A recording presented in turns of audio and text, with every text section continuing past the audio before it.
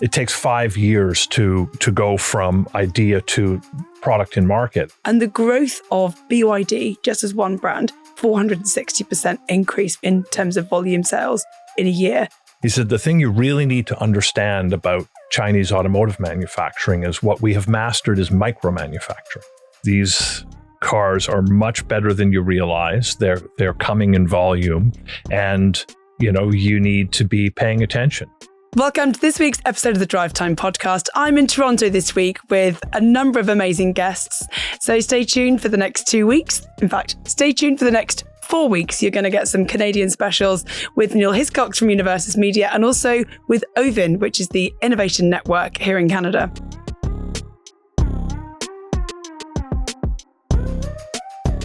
Welcome to the studio, Niel Hiscox. So we spend a lot of time, I try and catch up with you every time I'm in Toronto. So we're doing a special broadcast this week. You're involved with so much of what goes on within the Canadian automotive industry. So just for the audience, please explain kind of who you are, what you do here, because you wear many hats. Sure. So I head up Universus Media, which is a marketing communications company that serves a number of different players in the automotive industry. We have a number of OEM clients. We are the agency for CADA, the dealer association. We do a lot of work with the different provincial dealer associations and a number of others. And as part of that, we publish Canadian Auto Dealer and Affaires Automobile, which are the leading media for new car dealers in the country.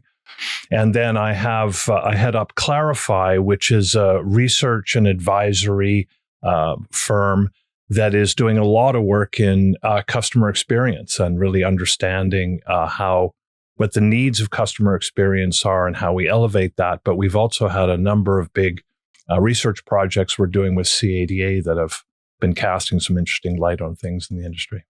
So just thinking about a year ago when you were embarking, one of the things that I know you were saying to me at the time was retailers felt uncomfortable answering questions about tech. And I think you've reframed a lot of that now around experience. So what are the big sort of topics that you've dived into with the Road Ahead research? Sure. So one piece we did, we call the CART study, which is the Canadian Automotive Retail Technology Study, which really sought to quantify what's going on with dealers' tech stack and their satisfaction with the tech stack.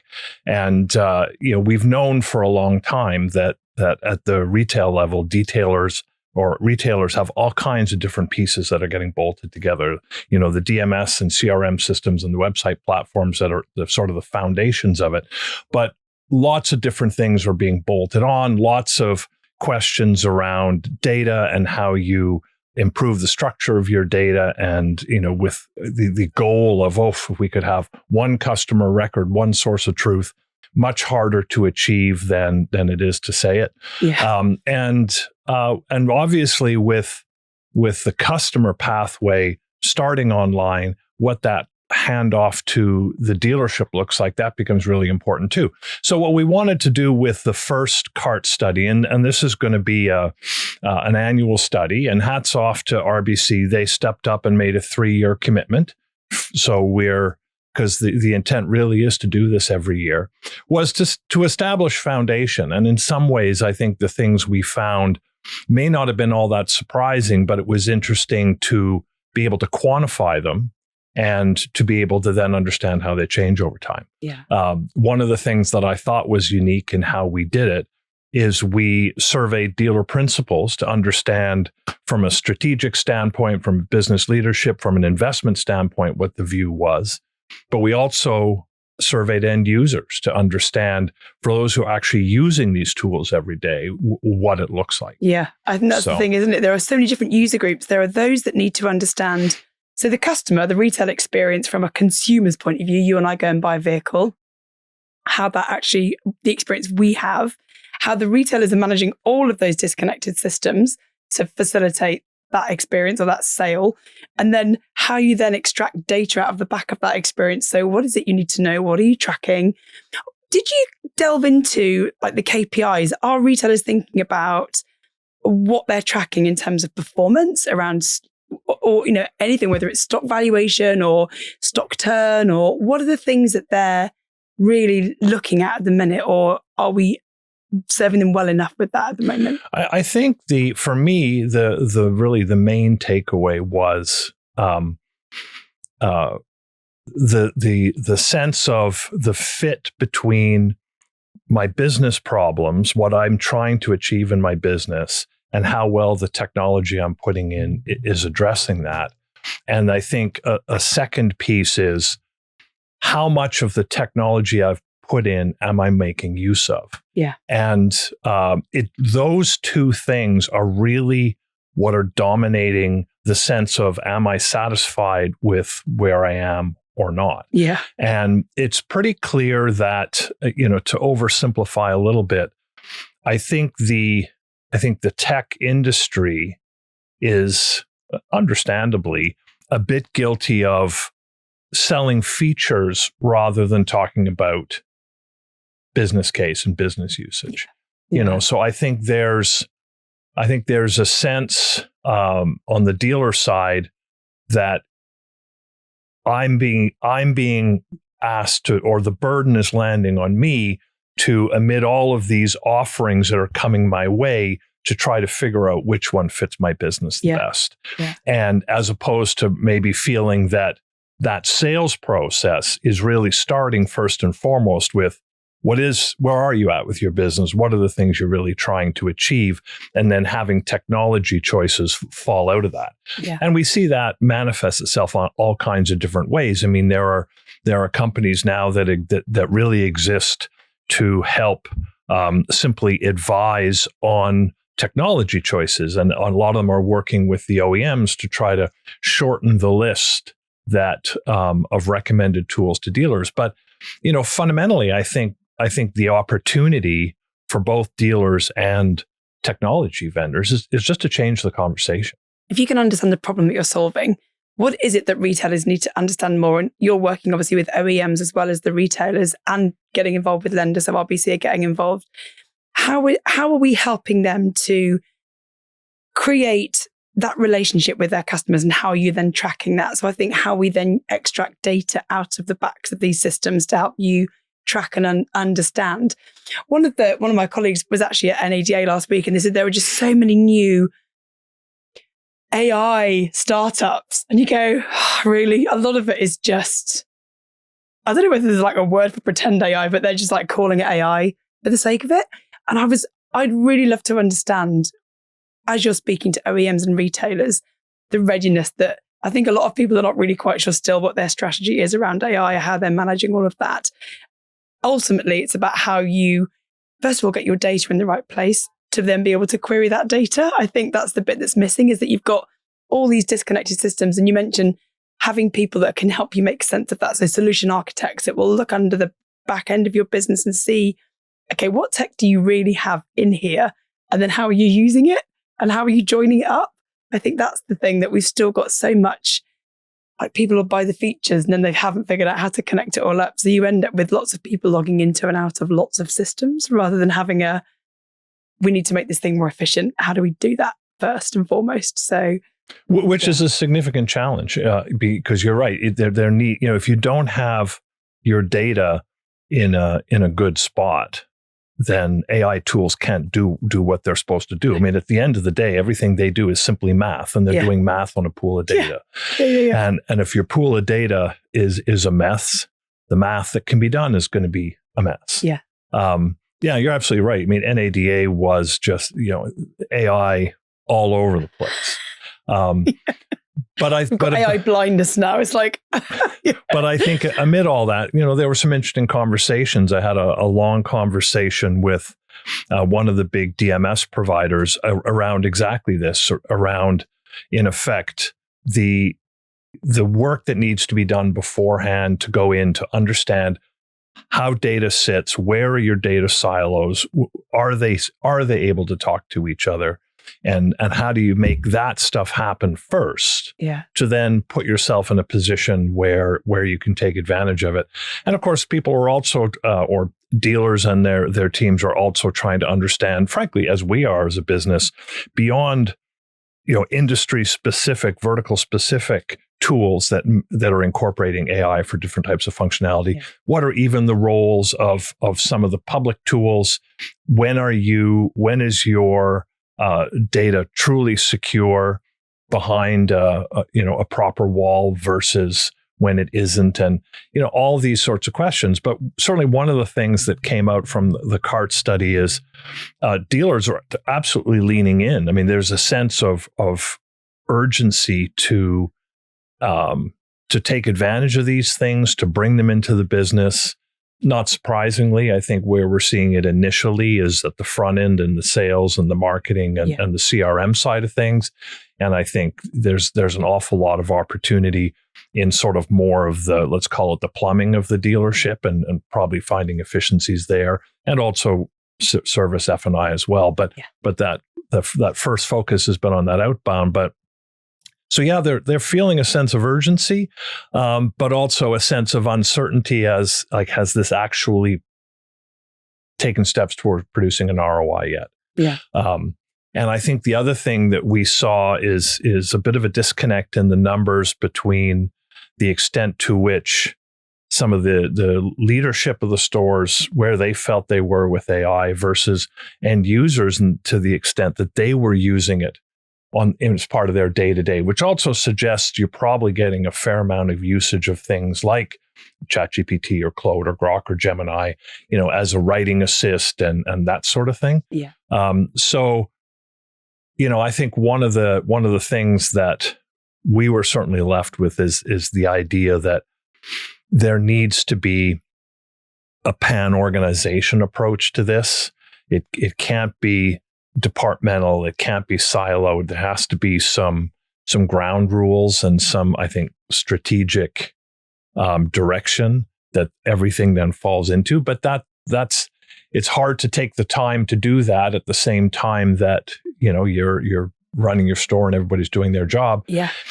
And of course, at the same time as you're trying to understand when the vendors you do work with and the ones that want to work with you are coming with an AI-centric message, and you're trying to decipher that. So it's a lot. So the other hat that you wear at UMC, so I met you probably 3 years ago when I first came to Toronto at the CADA event.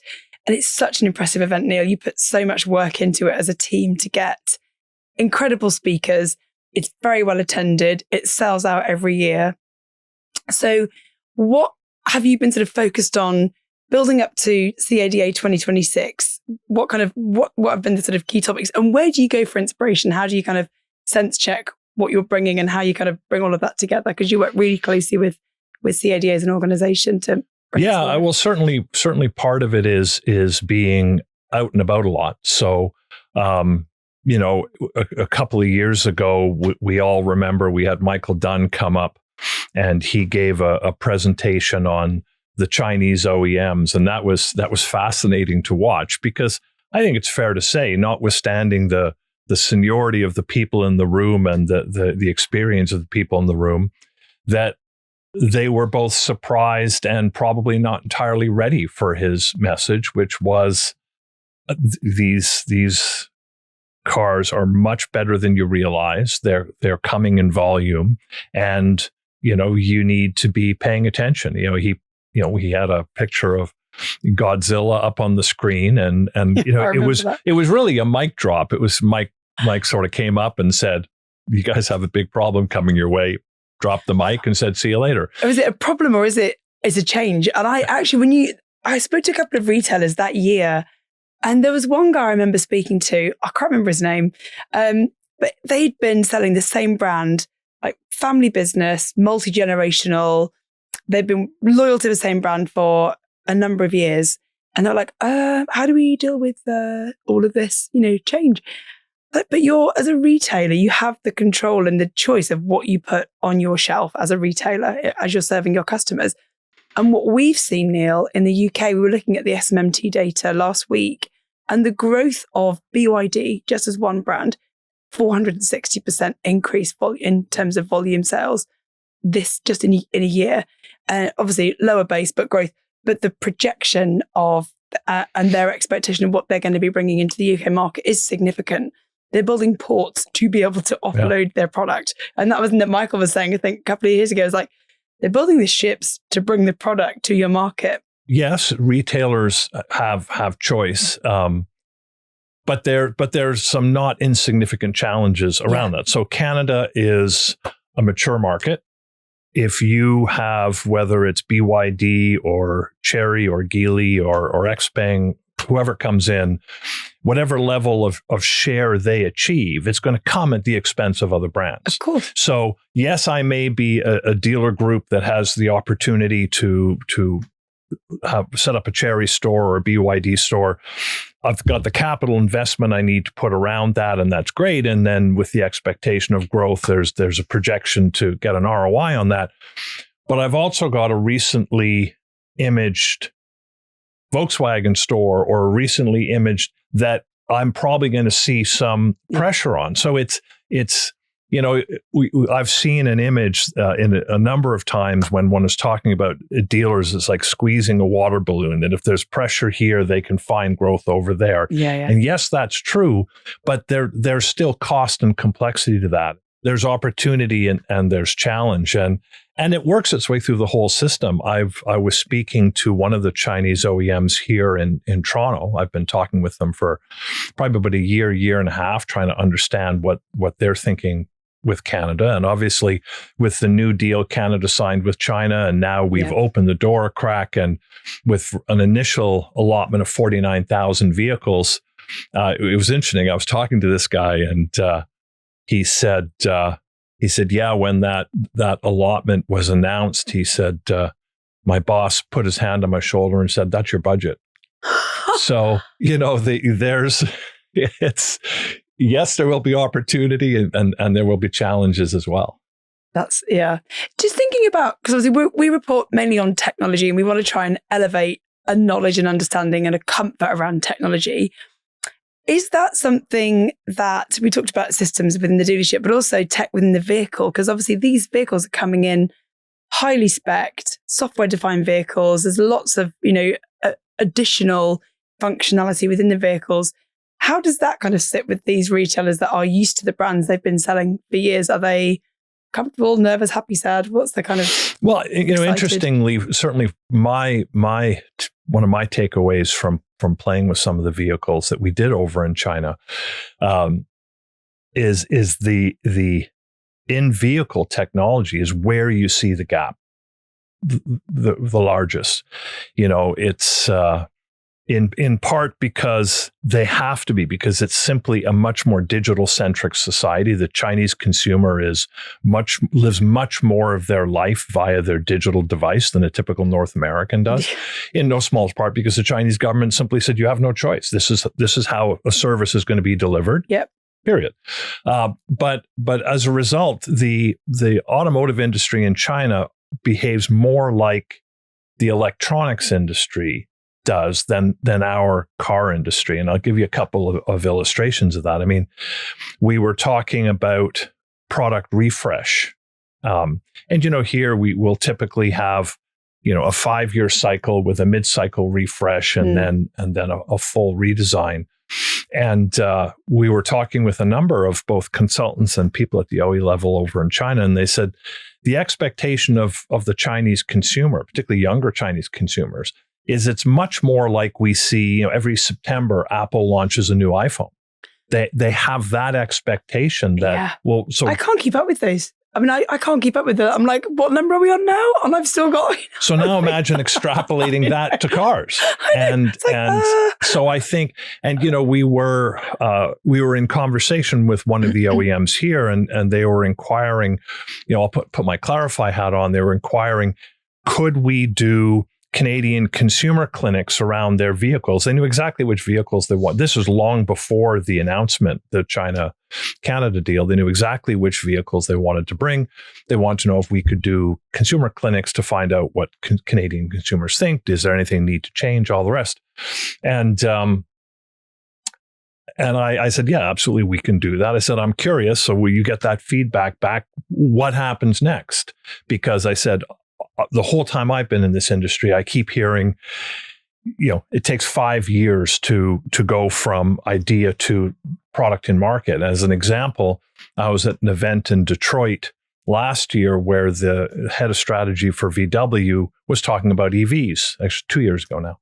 And he said, we recognize the urgency to bring an affordable EV to market. Affordable, I think, was defined as $35,000 US.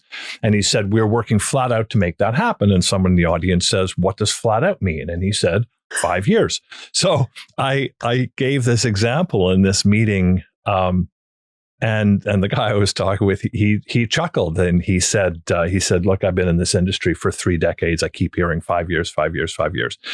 He said, the thing you really need to understand about Chinese automotive manufacturing is what we have mastered is micro manufacturing, where we can actually do things in much smaller increments profitably and quickly. Yeah. So he said, for instance, if you ran a clinic like that, and we take that feedback back and we decide to make changes, he said, we could have the revised product rolling off the line in 3 months.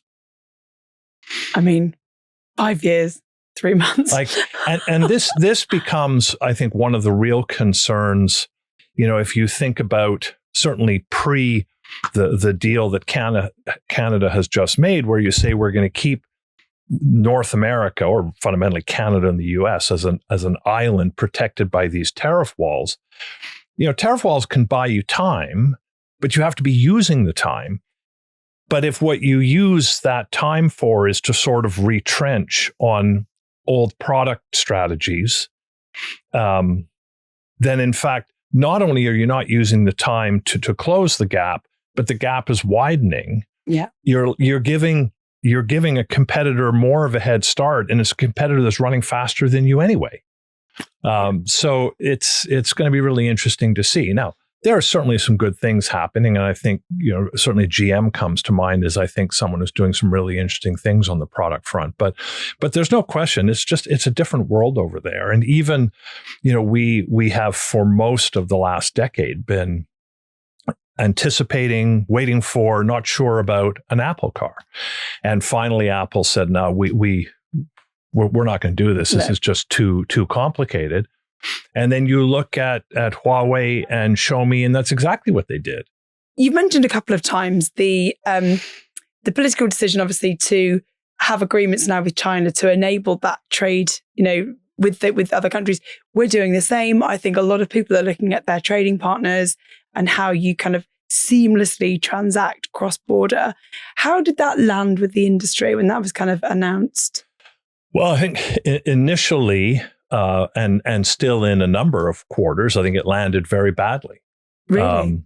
Because as you know, we are on the edge of going into a renegotiation of the USMCA, which is the Canada-US-Mexico agreement that has really provided for tariff-free movement of parts and cars across these borders, and has really led to the creation of a fully integrated North American supply chain. And some of the things that get quoted a lot, a part may go back and forth across the border 7 times before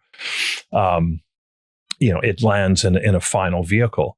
And so for some of the loudest voices that are defending, and rightfully so, and I give them lots of credit, defending that status quo. If you think about Flavio Volpe with the parts manufacturers, or certainly Doug Ford as the Premier of Ontario, where Canada's manufacturing base is, I think their initial reaction was extremely negative, that this is going to jeopardize the renegotiation of USMCA. This is going to accelerate the departure of existing automotive plants in Ontario. But I think interestingly, so first off, the level of output coming out of certainly the Detroit 3 in Ontario has been dropping for a long time. And, Ford is retooling in Oakville, but you can slow walk a retooling. GM is cutting in Oshawa. Stellantis has closed a plant. We're seeing those drops. So my opinion, what we're doing isn't working. What surprised me the most when the deal first came out is I would have anticipated the status quo up until we either had a successful or non-successful renegotiation of USMCA. So when the deal with China happened before that, it suggested to me one of two things, and I don't know which one is true.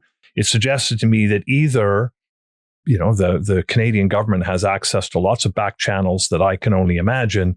Either they thought USMCA is already dead, or probably more optimistically, that I think they're finding that the experience of negotiating with the current U.S. administration is you're better off doing it from strength. And your prime minister, I think, has come under all kinds of criticism for probably taking, obsequious is probably too strong a word, but maybe we're bending the knee a little bit too much. And I think the world is finding out that no, you actually have to just kind of get on with things.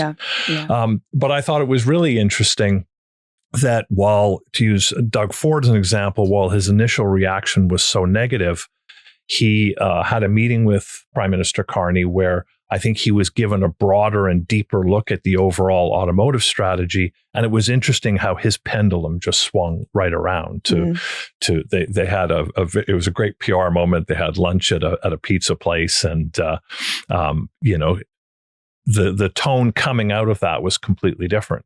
But it's also interesting talking to some people internationally who are very candid in saying we've always thought of Canada and the US as a single market, and we don't anymore. At the highest levels of our executive table, we are talking about Canada as a separate market. Absolutely. I think, those trading partnerships have been separated, definitely. But they should. I mean, they should be kind of. When you think how we strike out our own sort of trading agreements with other partners, I love the idea that actually emissions. Because actually lowering emissions is never going to be a bad thing. So just thinking about how we keep the planet, safe and breathable is always a good thing. So just in terms of the event this year and what you've kind of been bringing together, because you've alluded to a couple of things, but the big themes that are going to be sort of front and center at the ADA event, what can we expect? Certainly, we're going to have a number of OEM speakers, and I think it's really interesting to hear where they are with this and what they see is happening. Absolutely, leveraging, and one of the pieces that I really look forward to the most is the dealer panel. And so we've got the 3 CADA laureates in a panel that I'll be moderating, talking about all of these sorts of things, technology in their business. We had a really interesting planning discussion. You have to be careful with these. You have these planning discussions where you think, oh, we should have just taped that and we could play that, but so we'll do it again. But sort of talking about, amid all of this change, how do you actually train for a mindset of resiliency where you almost have to say to your teams, we're actually not entirely sure how this is going to pan out. We know it's going to be different. So let's just be ready to pivot. So to build that pivot readiness into an organization in a way that isn't causing undue stress, isn't causing some of those challenges, because there are so many things that, in fact, we know are going to be different. We just don't know how yet. Yeah. When you say pivot ready, what is it? Just explain a bit about that, because I think we have to all be much more agile in the way that we can. You mentioned it's like 5 years or 3 months. We're sometimes guilty of getting in our own way, but what are we expecting to pivot towards or away from, or where's that kind of? Oh, I think a number of different ways. So I think pivoting in terms of going back to technology, as we were talking about, pivoting in terms of the tools we use, pivoting in terms of, one of the things that AI, good applications of AI definitely cause one to do is to realize some of the things that you thought you brought to the job that were intrinsic to the value you brought to the job, they're not, because this actually does it better. Yeah. So how are you pivoting your own sense of the value I'm bringing to the role? certainly pivoting in terms of workflows and within dealerships, sort of breaking down perhaps some of those silos that are still a challenge in a lot of places. You think about, the handoff from the front of the store to the introduction to the service side of the business. Back again. And I back think that's again. the bit we talked, I think probably the last time, about loyalty happening in the ownership stage of a vehicle and how we then connect up. At what point do you then trigger the next sale? Retention is another thing. We spoke about that before, about how finance here is different to other markets that, whether it's HP or PCP or whatever finance product we're using. I'd love to we have time to delve into where we are with that, kind of how are we kind of evolving open banking, access to finance, connecting all of those things up, because I think that's another massive opportunity in this market to stimulate growth. I think, broadly speaking, and certainly there are exceptions, F&I still happens in the box. And I don't think anybody believes that's a great customer experience, but it really isn't. It's how we do it. It works. I think it's such an important source of margin for dealers that there's an understandable fear of, okay, but if we actually really take it out of the box, if it really becomes a consumer empowered process, is there actually a risk? Are we putting that margin at risk? And, there are certainly examples where, in effect, the opposite has happened, that a consumer who is given an earlier opportunity to think about those needs, an earlier opportunity, and even a self-directed opportunity to understand the products and the opportunity, may well be more likely to buy. But at the same time, it is understandable. It's also in a lot of stores. I mean, the highest paid employee is the person who's in the box. So, but yeah, I mean, F&I is an area that's absolutely ripe for disruption and digital integration and online opportunity. Is that, we've had the same thing, Niel, in the UK for years. You would kind of build a relationship with the person you're buying the car from, and then they'd plonk you in front of somebody you've got no relationship with to try and sell you either value-added products, those lovely value-added products, or the finance piece. And is that due to regulation, just history, or because we've always done it that way, or what sort of gets in the way of us changing how we do that? Well, I think some of the stuff we just talked about, I think it is so valuable in to a lot of stores, to most stores, that you are nervous about playing with it. This may seem completely off topic, but I think one of the bravest business decisions I ever remembered hearing about was when Steve Jobs first came up with the iPhone, and their big seller. I mean, don't forget, Apple almost went bankrupt as a computer maker. Yeah. What really saved them was iTunes and the iPod. And so when they came up with the first iPhone, as I read about it, Steve Jobs was presenting it to the board, and the board noted that, well, wait a sec, this is a phone plus an iPod. We're going to completely cannibalize the most valuable part of our business. And he simply said yes. And if we don't, somebody else will. So, being willing to take a step in a business, fully understanding that you may be putting something so valuable to you at risk, I would say in this case, at risk of change. Yeah. But that, in fact, that change may open more opportunity, but it's still tough to do. Yeah. I still have, because I'm older, I still have my iPod docked on a speaker, which of course is completely useless now because my phone has a different, it's got USB-C. My iPod had a really nice little thing that would just slot into its little space. And my partner's daughter wanted to borrow it, and I was like, nope, absolutely not, because it's irreplaceable now. But I still cherish the fact that I painstakingly uploaded CDs to my Mac, and then then connected my iPod and uploaded it. So I was like, the process to do that. Now we stream it all. Everything is, it's crazy, and it's all streamed. Yeah.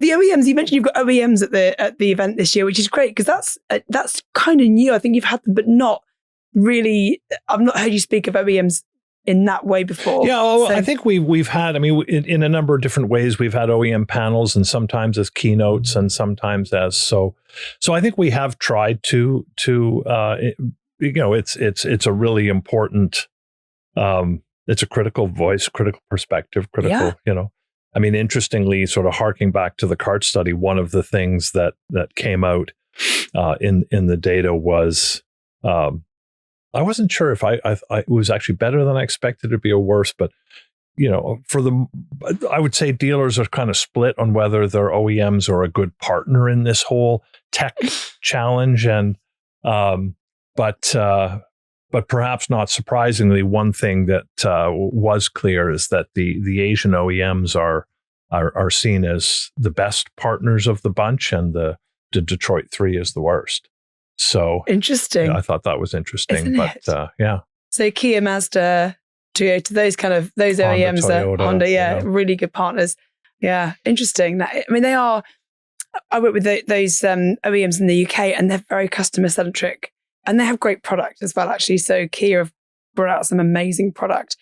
Just thinking as well, because obviously CADA is at the same time as the International Auto Show. So we see a big auto exhibition. You've got Media Day on Thursday. Are there big launches being announced this year? Have you seen what's coming? Had a little kind of walk around the show. I mean, one of the things that Clarify does, and has really been a growth category for us over the last few years, is we are now sort of the de facto measurer of customer experience with the auto shows. So we do this for Toronto, Montreal, Vancouver, New York, LA. I think we're adding Quebec. The big challenge certainly that they have had over the last number of years is, for 100 years there was a positive inertia in terms of OEM participation in the auto shows, and the pandemic really broke that. Yes. So then when after a few years of absence, you say, okay, we want to be back at the auto show. As you can imagine, if you're a purchasing department, you say, well, you haven't had that line item for a few years.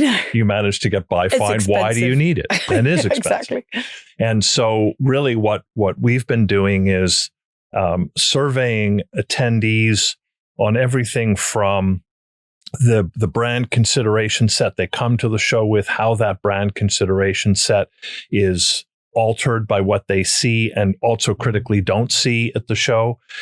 So we can actually start to quantify the risk of having your existing owners, your in-market prospects seeing you at the show, not seeing at the show. And happily that, I think, has effectively armed the show owners to get the OEMs back in. Yeah. Part of the challenge, I mean, if I think back to when I first came into the industry, which is north of 25 years ago now, and the year would start, I would go down to Detroit, and the Detroit Auto Show, in terms of global launches and premieres, it was just, the spend was eye-watering, and the stands just got bigger, didn't they? So, I mean, culminating with driving a herd of steer down Michigan Avenue to promote the launch of a new pickup truck, and driving through plate glass windows, like it was all kinds of madness. But the idea was that you had all of these global premieres tied to and you don't have that nearly as much anymore. And I mean, whether it's LA, whether it's New York, whether it's Toronto, like they're all challenged that way, because what's happening now, and as we move to different ways of creating vehicles and software defined vehicles and all the rest of it, I mean, vehicles are coming out all the time. Mm-hmm. And certainly, the emergence of Shanghai and Beijing in terms of being critical shows too, I mean, that's pulling some of that over there. So you don't have this, it isn't nearly as much necessarily around, there's a global premiere here. But I think what's interesting, and as in that, so on the Clarify side, we research the shows. On the Universus side, we are the PR agency of the Toronto show and the New York show. And so we're actually talking with the OEMs and sort of helping them create narratives around the show, that you really do start to realize that beyond a product launch or a trim level launch, there's lots of other stories. So, and I think overall, looking at the show landscape over the last few years, it's actually really good. Like, I think Toronto this year, I think, has somewhere around 45 brands that they're showing. I think that's the highest number it's been since post-pandemic. Yeah. We're seeing some of the premium brands coming back, which of course that's what, a lot of what draws consumers in. So yeah, it's an emotional part. You mentioned like telling the stories about the brands and what's coming. And I think, having you've been in the automotive industry for a long time, those shows were, and I love the fact you said all kinds of matters. There was some crazy, brilliant creative ideas to kind of bring product to life, which is fantastic. And you have that, it's the people that are influencing decisions of others that will go to motor shows because they really love surrounding themselves with that product. And it is such a big, expensive purchase. But actually, it's something we all feel emotionally connected to. I think as well, that's why the shows are such a great way to walk around and see some of this new stuff that's coming and how it compares to some of the other stuff, but how the other stuff has now been evolved, and like the new kind of products within those vehicles are so impressive. Well, and interestingly, so something that actually hasn't come out yet, but I would imagine by the time this airs, it may have. But we're actually doing some research around what I'll call a 12-month follow-up, because one of the things we do ask auto show attendees is, what is your purchase intention in the next 3, 6, 9, 12, 24 months? And we get a number off of that in terms of the percentage of the show attendees that say they're going to be in market in the next year or so. And so we've actually, for the first time ever, we've actually gone back and said, in effect, did you do what you said you were going to do? And what we're seeing in a first look at the data, it's not even final yet, but what we're seeing is, in fact, that yes, to a level that I found surprising, yeah, they are. And so then when you start to do the math and you realize, so to use the Toronto show as an example, the number of vehicle purchases it actually influences, like the experiential piece is one thing, but the economic engine that it is in terms of actually driving and influencing vehicle sales is remarkable. But a lot of this stuff, there just hasn't been numbers around before. So it's cool to be helping to start to put some real numbers against it. Yeah, you have to justify the return on investment of spending all that money to come to a show. But if you are influencing, I don't know, what's the visitor numbers for something like the Toronto Auto Show now? I don't actually know. I should know that off the top of my head, but I think they're going to get mad at me, but 350,000, something like that. We'll kind of walk through that show over a week. It's the biggest consumer event in the country. It's huge, isn't it? And of those people that are walking by, it's like the FOMO thing. You have to be there. Like you said, the 45 brands are there this year. We'll be there on VIP night on Thursday just to have a look. Yeah, it's always fun. It's nice to walk through the show when they're willing to give you a glass of wine. The food's great. I love it because they feed you and give you wine, which is like you don't normally put wine with a car. So that is really good. And then just as we kind of wrap up the main episode, Niel, I was really curious to think about future gazing. I've arrived in a particularly cold spell in Toronto, so people could talk about EVs, and obviously there's the thermal impact of EV batteries is challenging. How is that sitting now within Canada in terms of move towards EV? Are we still absolutely not? We need a hybrid. EV is nowhere to be seen, or people are really kind of starting to adopt the thought that EV might be an option? Oh, I think there's no question in the immediate term, the pendulum has swung back towards hybrids of all kinds. Yeah. I've heard everything from it's the decade of the hybrid that we're coming into, and whether it's plug-in hybrid, traditional hybrid, extended range hybrid, I think we're going to see a lot of that product coming to market, and I think we're going to see a really high level of consumer acceptance of that product. And, one of the challenges certainly we have in Canada, and the cold is part of it, but part of it is just the sheer distances. And frankly, we really do not have the charging infrastructure built out. And so, it's all well and good to say to a consumer who lives in a single family dwelling where they can put a level 2 charger in their garage, hey, you should buy an EV. Great. But that's if you're living in Toronto in a multi-unit dwelling in a condo or an apartment building, or you are, you're in Saskatchewan and you have the sheer distances you have to travel are so high. Yeah. It's just not realistic. I think what we've seen now, particularly in other markets, is much more of a coming together of energy supply, how you do start to bring in things like charging within your home and think about total cost of ownership is really starting to kind of take, I think, a bit more. People that were skeptical about it are leaning into it a bit more. And I think that's probably been driven more by battery manufacture and range. Then you mentioned Saskatchewan is like, or people driving those vast distances. For other markets where we're not on such a huge scale, we have I might drive to Cornwall once a year, or I might have to go visit my granny in Scotland once a year. We go, you do have chargers. But I think the knowing where the chargers are and subconsciously your confirmation bias or negativity bias will go, I never see a charger. That wouldn't be possible. Well, I'll give you an example. I was over in Amsterdam visiting Lawrence Hamilton, yes. who we were hanging out for a few days to just talk car stuff.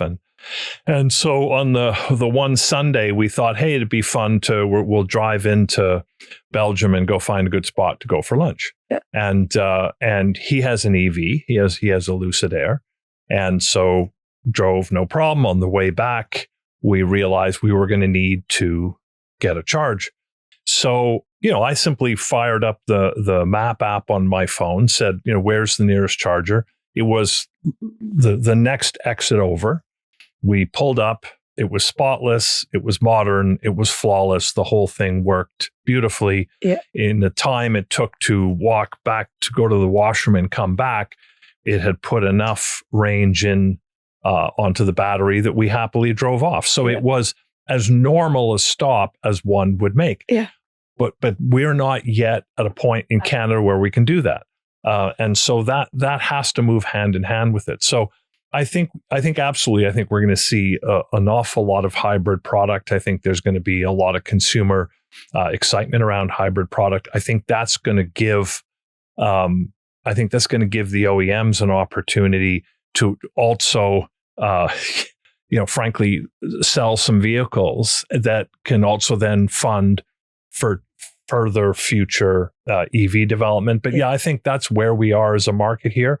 Now, having said that, for people who have experienced full battery electric vehicles, it's amazing. Yeah. And so, for me, there's no question we're going to get to an electric future. Yeah. But I think the bludgeon of an absolute EV mandate banging people on the head when there's still a cost penalty and a lack of infrastructure made no sense. So I do think the new approach the government is taking makes a lot more sense. Look, when I look at the auto strategy as certainly I understand it, it is just an exquisite act of trying to balance. We have a challenging U.S. relationship, and we need to diversify that. We need to move towards an electric future and our climate ambitions at the same time as we maintain sales, we allow consumers or we don't force consumers into something that's not going to fit them. So, you have to be a pragmatist at this time. Yeah. And my sense, watching Carney at work, I think he's the ultimate pragmatist. Yeah. I think he's doing good things. We're kind of watching from afar going, I wish he was still in the UK. I'm not going to lie. Listen, Niel, that was an amazing main episode with us on the Drivetime podcast. Thank you so much for joining us. It was an easy trip for you because it was just downtown. But I love our conversations. I can't wait for Wednesday for the summit. It's going to be full. It's always inspirational for me to see what everyone's talking about in the marketplace. So I'm looking forward to that. Thank you so much. And don't go too far because we're going to stay for another episode. Okay. Thanks to Niel for that amazing episode of the Drivetime podcast. Don't forget to give us a like, follow and subscribe. If you're watching on YouTube, you'll never miss an episode of the Drivetime podcast.